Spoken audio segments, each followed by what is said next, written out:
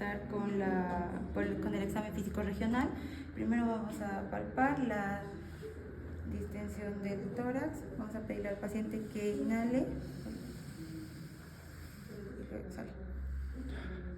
Luego vamos a ver la elasticidad del tórax. Vamos a tener las manos en forma de V bajo la escápula y le vamos a decir al paciente que inhale y luego exhale. Siguiendo con la auscultación, vamos a primero auscultar anterior.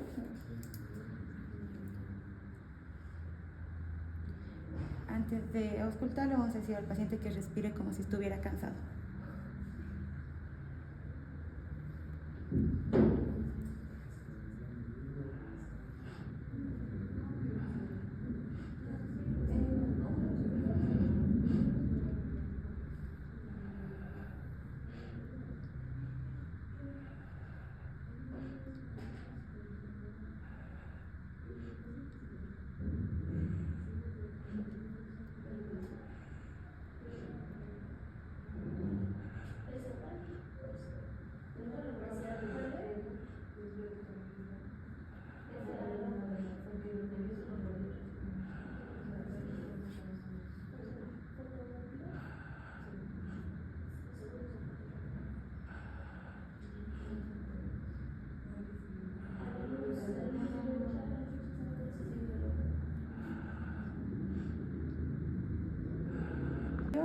Le vamos a pedir al paciente que inhale y exhale como si estuviera cansado.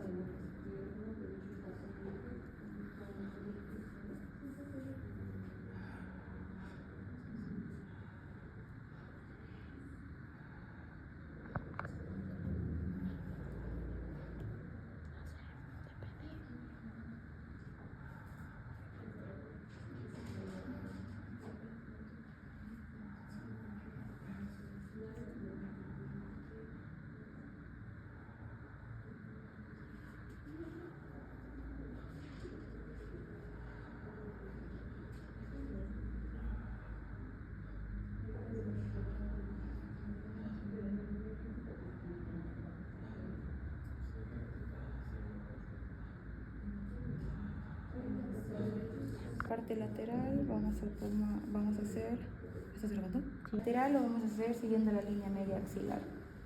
Y vamos a hacer lo mismo que pedirle que respire como si estuviera cansado.